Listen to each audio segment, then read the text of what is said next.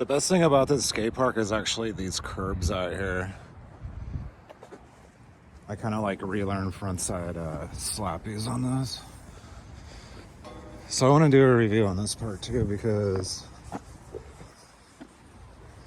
I don't know how much longer I'm going to be living in this area of Seattle or skate here again, because this is a really heavy transition park. So you walk up here, it's a really nice park actually. One cool thing about it is there's lights on it 24/7. So if you're looking for a place to skate, this place is lit up at night, but I just want to show you how gnarly of a park it is. This was built by Grindline in, I think, 2012 or so, about 10 years ago.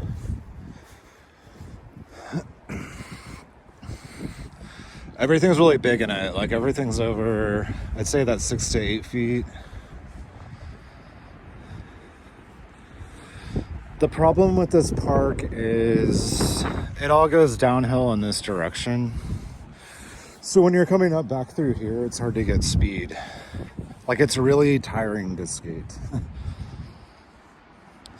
There's a lot of good parts to drop in on. I mean, if you just come here, over in these pockets are probably your best bet, or right here, because that'll take you in through there. That bowl's a little bit weird. That waterfall's maybe not steep enough.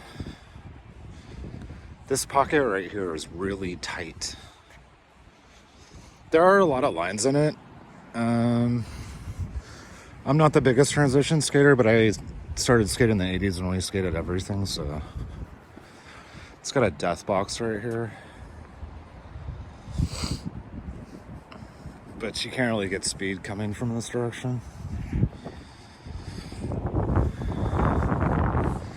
The clamshell is hard to skate too. It's not, I mean, you have to have serious speed to get around that.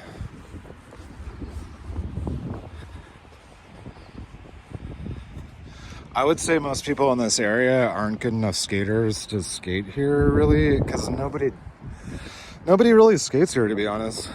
I personally think this would be really good if this was like maybe 2 feet shorter. Like if this was all like, 4 to 6 foot transition, and instead of like, you do have a vert ramp right there in the middle technically. You could skate it like that, just back and forth from this side.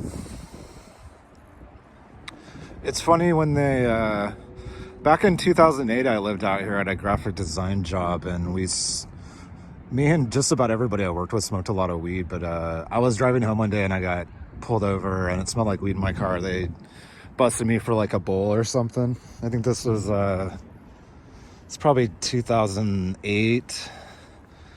And I had to do community service. So on the community service list at the time, Grindline was on that list. And I was like having a hard time going to work and then being able to do a bunch of community service. And I remember talking to somebody at Grindline, and I'm pretty sure it was Mark Hubbard. And he was like, he said he was about to build this bowl at the time.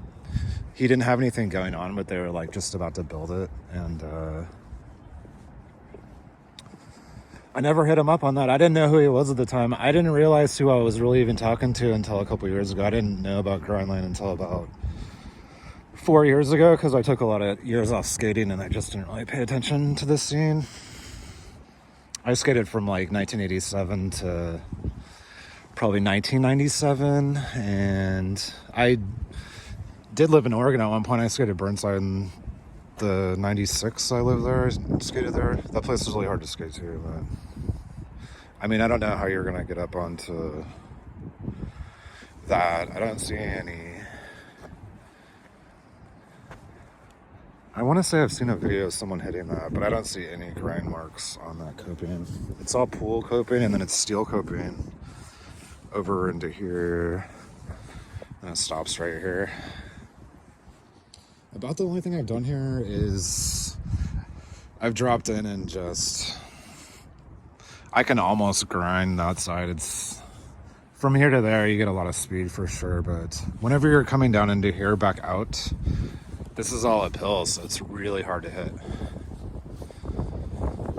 This would be so much better if it was smaller, honestly. But this is back when Grindline and fucking Dreamland were building like huge parks and shit all over, but it's sick. I mean, I wish I had this growing up, because I literally could walk over here. I know I live that close to it. I've honestly only skated here about, I don't know, 30 times or something. I always know when I skate here, I'm going to be super tired after. It's like marginal or something. There's some cool lines. I mean, if you're a transition skater, this is pretty cool. The coping sticks out a lot, though. I will say that. That's kind of why I don't skate here, because when I do get on a coping, I mean, you have that thick 3-inch or 2-inch steel coping that they always use in Grindline and Dreamland parks. Yeah, this is definitely one of the early ones. Pretty much plagued by scooter kids, so.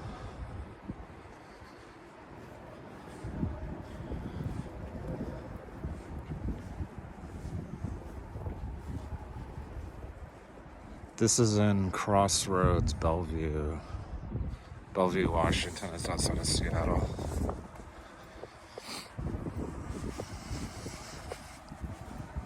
There's some locals here who can rip this park, though. I've seen